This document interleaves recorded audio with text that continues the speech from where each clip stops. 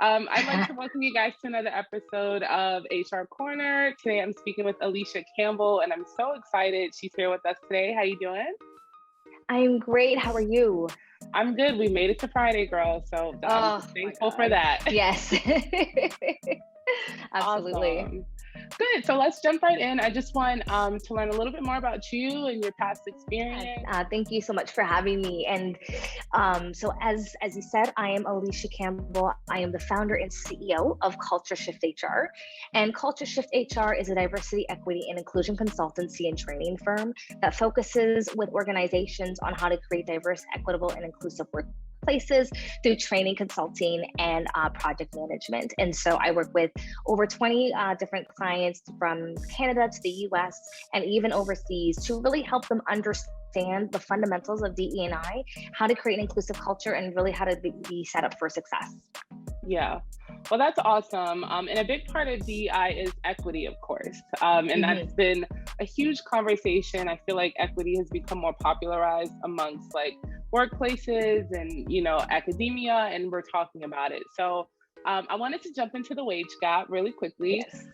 Because as of now, for women of color, I'm sure you already know, we're still very far behind when it comes to the wage gap.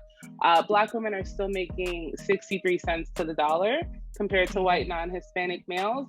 And Latino women and Native American women fall under 63 cents. They're in the 50-cent average. So can you just tell me your take on the wage gap and how you feel, we've made progress as a whole towards closing it? Yeah, great question, Candice. We haven't made enough progress, but that's kind of it, that point blank period. We haven't made enough progress. There shouldn't be a gap. We're in 2021. There is more women and more women of color in the workplace than ever before. We are more educated. We have a lot more experience, and we bring a lot more skill set and different elements to our job than our white male counterparts do. And yet it's still not enough. So we haven't made enough progress, in my opinion. Having said that, knowing that, we need to be at a zero pay gap, we are starting to make some progress in the sense that organizations are beginning to realize it. So I know with a lot of the clients I work with, gender pay gap is one of the key projects that I work on with clients, where we'll look at pay gap per gender, per role, per division of the business, and actually create a plan that outlines how we're going to close the pay gap within 5 years. So at least there's a bit more intentionality to it. There's an understanding of, okay, how do we remain competitive, but also make sure that we're closing the wage gap, and we're also not hiring more, expensive talent into the business that's over than to the talent that's already here. So a lot of conversation is going on, which is good because we need to have the conversation. Conversation leads to action. But with that, I wish we were in a state where that wasn't even needed to even be a topic, because we were there. But I truly believe with the continued initiatives, organizations who take this seriously will reach a zero pay gap within the next 5 to 7 years. Yeah. And I'm so happy to see organizations stepping up and finding consultants like you to really put plans into action, as opposed to just putting up a social media post and talking about it. They're doing the work. But what I'm finding, especially with running this organization, is that a lot of the women that I talk to aren't even aware that there's a pay gap. They don't know what equity is, just from a candidate standpoint. So I wanted to see if you, because I know you've worked with a lot of candidates since you've done recruitment in the past, how can candidates really identify what equity is? Because it's so much more than just a dollar amount. Equity can be a bunch of things. So how can a candidate really identify what equity is and what it means to them? What's some things they should look for? Yeah, absolutely. And I love that you say equity is so much more than the dollar amount, because it really is. It's access to opportunities, it's access to training, it's access to resources. It's so many things, especially within the workplace. So things you want to look for, whether you're applying to a new job or you're looking to, progress your career in your current company, is you want to understand what either training or mentorship resources are available for you as a person of color. There needs to be a program, a support, something that helps you to develop your leadership skills, communication skills, your ability to present and, close that skills gap in whatever area that might be, so that you are able to be set up for success moving forward. If that isn't the case, you need to speak to your manager about it. And there are incredible resources out there now now, especially ever since the pandemic, that are free, that you can take online, that allow you to upskill yourself in a variety of ways. So if there's not a program, what's a stipend or what's an amount that I can be allocated to get the training, to get the support that I need? Number one. Number two, we can't still forget about pay. You need to be looking at qualified salary research, like either LinkedIn salary or Glassdoor or PayScale, and looking to see what the current going rate is for salaries within the market. And it's really important that you're specific on the location you're looking for jobs, because a role for an engineer, for example, in New York City is going to be very different than that in San Francisco. It's a different market. It's a different temperature. So really understanding and getting to that nitty gritty is going to be key. And also, mind you, that a lot of these websites are very, they're self-serving. So they get their data through what other people put in their own kind of profiles. So you need to be mindful that they could say, okay, in this industry, but that industry could be big, medium, and large organizations. Absolutely. So you want to use several different resources, do a comparison to know, okay, if I'm asking for a raise, if I'm going for a new job and I'm looking for, to get a bump in what I'm earning, what are the numbers I should be asking for, and making sure you understand where those numbers come from. And then I think third, to round that off, is there needs to be an equitable approach to just what career development looks like for you in general. What are those opportunities to get exposure to C-level or high valued individuals? What's the opportunities to go on trainings, to get on, big projects, to work on big client group elements? What's the opportunity for you to pivot and go into a different division of the business and get more exposure or training or job shadowing? So you need to see, as you're asking these questions and seeing what's available, what are the blockers that are coming and that you're going to get faced with? Because that's where the inequity happens. It's, oh, there isn't space, or, oh, that program doesn't exist, or, oh, we don't have that. It's like, well, why is that person doing that? And why is that person doing that? And if you're bold enough, you need to call out your employer on these things, because if they're not providing it for you, but you see things happening for other people, that is a problem. Absolutely. You touched on so many great points. And the biggest takeaway for me is really the importance of candidates doing their due diligence, right? Candidates have to do their research. They have to ask these questions. They have to find out this information. And I feel like a lot of candidates get in the place where they feel like, one, they can't and they're not able to ask these questions, or two, they just don't take it upon themselves to get those answers. So I think it's really important what you said. I love Glassdoor. I live for Glassdoor. You get so much good information. Before I apply for any job, I'm looking at what salary has been paid, what's reasonable for me to ask for. So I'm glad you touched on that. I also want to talk about, the other side of it, what you bring to the table, coming correct, as I call it. And I feel like a lot of candidates, either they sell themselves short, they don't know how to transfer a lot of the skills they have to new markets, new industries, or they just really don't know how to frame or benchmark what they've done. So can you just speak on how candidates can kind of, assess their skills, their talent, and really present themselves better? That's a great question. I would say if this is an area that you are not strong in, take the time to get better, because this is a skill set that you're going to need for the next 30, 40, 50 years of your life. Is how do I present myself? How do I confidently speak about my skill set, my experience, highlight my successes, highlight my wins in a way that is, sharing facts and not coming across as too proud or too kind of boastful, but in a way that's like, I'm proud of what I've done. And this is a way that I can kind of add value to your team or to your business or this new opportunity, for example. So the way that you want to do it is you really need to start from square one. And square one is to write your win list, like list out everything that you have absolutely conquered over your career, whether it was a project, an initiative, managing a team, big or small, whatever that might be. Write down what those wins are, because that's going to be the foundation of what your coming correct profile is going to look like. Number two is you then need to quantify the impact of the work that you've done. Where have you saved money? Where have you cut down time? Where have you added more effectiveness or efficiency? How has your actions been able to amplify the work that the business is doing? And how have you been able to be a key partner in that initiative?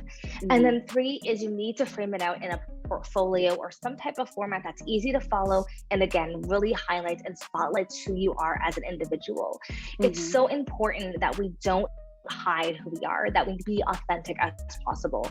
So if you're proud of something, show that you're proud of it. If you're excited about something, show your excitement when you're talking about it, because there is nobody else that's going to toot your horn. There's nobody else that's going to speak your name better than yourself. Absolutely. So getting comfortable talking about these things, practicing with friends or family members, getting a coach or a mentor that have as a sounding board is so essential, because again, you will be using this framework for years and years to come, and it's going to grow as you get more experience, as you continue to add more wins. You're going to need this outline to really help you successfully have these conversations. So don't be afraid to do the work. It can be a really fun exercise and make you feel actually really good about yourself when you look and you're like, oh my gosh, I can't believe I've done all these things.